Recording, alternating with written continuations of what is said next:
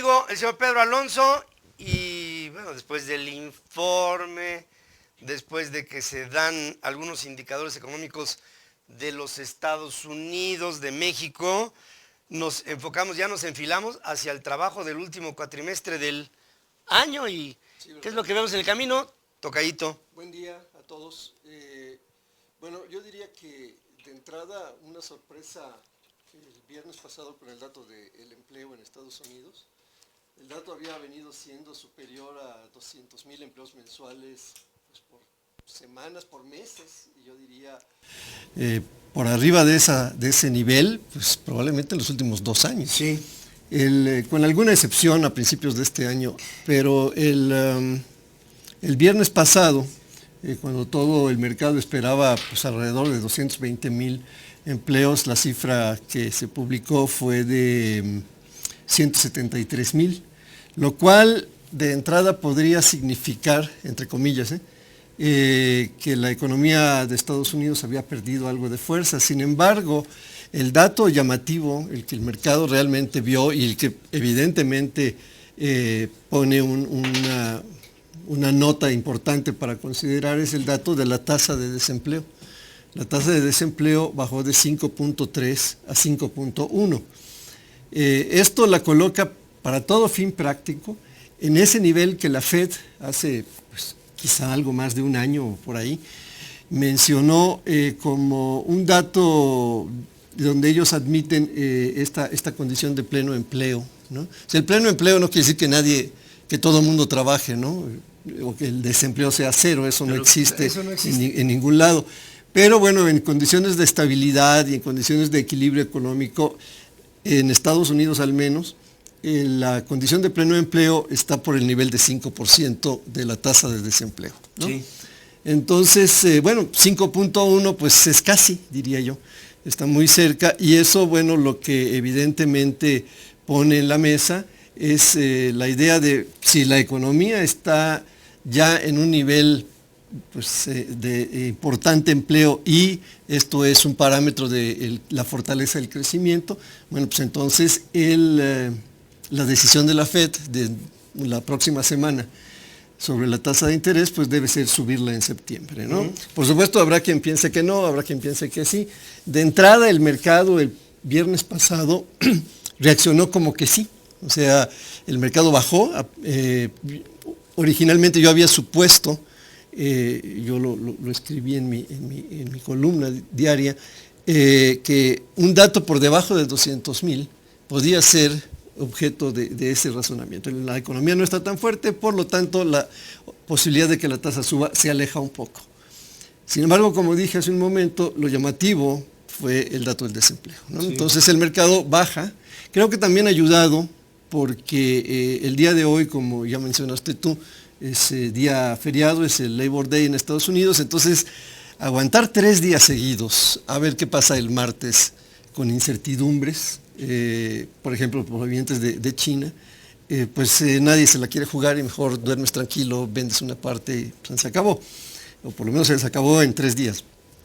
Entonces, pero el mercado bajó, reaccionó de esta manera. Ciertamente, pues otra vez, como digo, se vuelve a poner en la mesa el asunto de la tasa y sobre todo porque dando muestras la economía de Estados Unidos de su fortaleza y en la idea de que lo que está pasando en China todavía no es contundente, es decir, no tenemos información suficiente para decir a los chinos se los va a cargar el pintor, ¿no? O sea, la economía se va a caer, en lugar de 7%, no va a crecer a 7, sino a 6 o a 5, y eso va a traer consigo un montón de cosas, eso todavía no es posible, o sea, no es posible decirlo. No. Y por otra parte, resulta que la economía china, siendo tan importante como es la segunda del mundo, no es de tan alto impacto en la economía de Estados Unidos, por ejemplo, ¿no? O sea, partiendo de la base que las exportaciones en general en Estados Unidos son el 13% del Producto Interno. El 70 o casi el 70% es el consumo interno. Por lo tanto, pues ese impacto se acota bastante, ¿no? O sea, si China deja de importar de Estados Unidos, pues sí, Estados Unidos va a dejar de exportar, pero poco, relativamente hablando. La otra preocupación es, bueno, ves que hay muchas empresas que exportan, pero yo estuve dándole vueltas a la información de las empresas. Y por ejemplo, una empresa que es altamente exportadora es Apple, ¿no? Y sí, exporta mucho y ha crecido mucho a raíz del crecimiento chino, pero resulta que las utilidades derivadas de las exportaciones son el 2%. Entonces tampoco hay así un impacto desestabilizador para las empresas, quiero asumir, ¿no? Quiero pensar, claro. En el lado de la banca, igual, ¿no?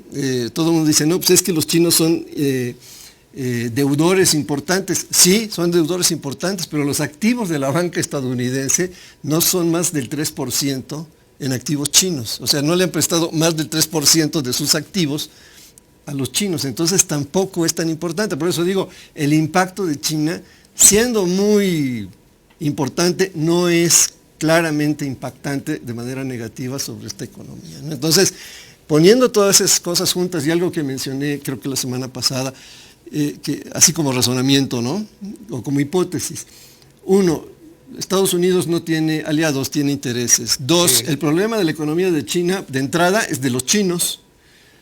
Y el problema de los mercados, la volatilidad, las bajas, etcétera, es problema de los que participamos en los mercados. No es un problema de la Fed o del gobierno de Estados Unidos, ¿no? Entonces, en ese contexto, es probable que sí veamos un alza en septiembre. Yo había aquí dicho desde principios del año que yo creía que no era en abril. Bueno, no es en abril, pero a lo mejor sí es en septiembre, diría. Entonces, bueno, en general, el tema de los mercados yo creo que se va a pegar mucho. Ya falta semana y media para que conozcamos la decisión La de determinación. la tasa, ¿no? Yo creo que se van a estabilizar con alguna tendencia a la baja. Pero bueno, no creo que dure demasiado en ese sentido. Creo que la preocupación en general está no en si China crece o no, si el crecimiento global se va a ver muy impactado o no por los chinos y los emergentes. Creo que el temor de entrada es el desorden financiero, ¿sí?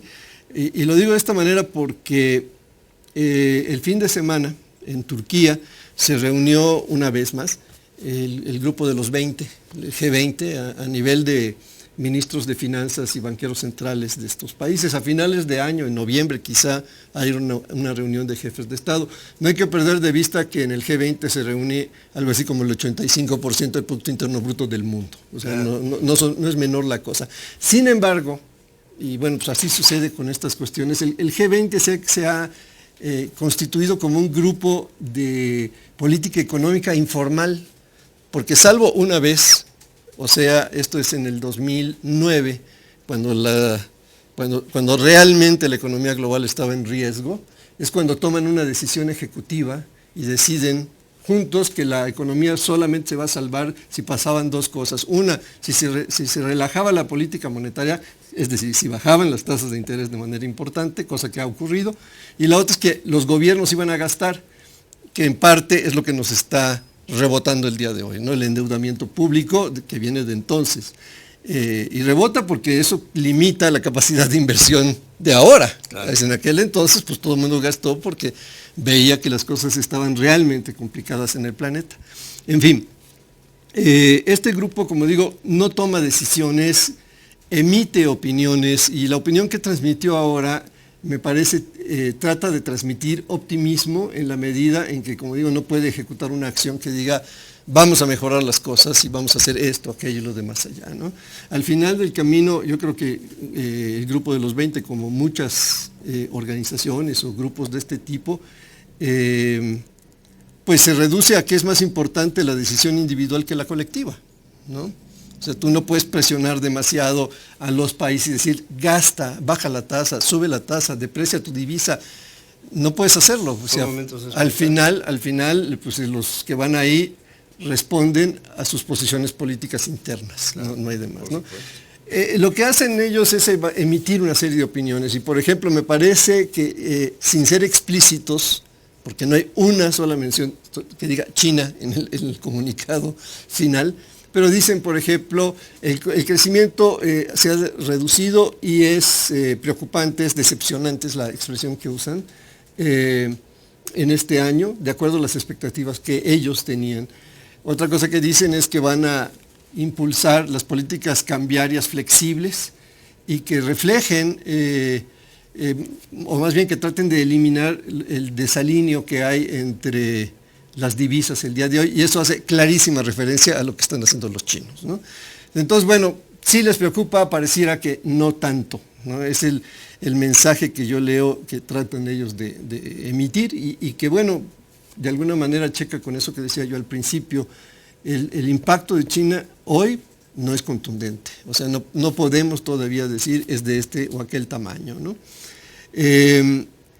Me parece que es importante la posición del G20, como digo, si no pueden tomar una acción ejecutiva, pues por lo menos mandan una opinión y un mensaje, ¿no?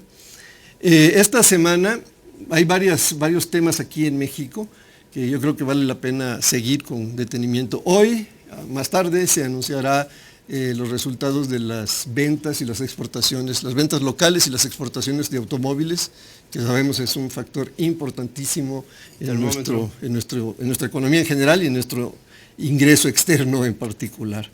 El próximo miércoles se anuncia la inflación del mes de agosto. Yo pienso que no va a haber demasiado cambio, sin embargo aquí debería anotar que a nivel del 2015 las expectativas son prácticamente iguales, no han cambiado aún con la depreciación, pero para 2016 y 2017 es muy curioso, ha empezado a aumentar la expectativa de inflación.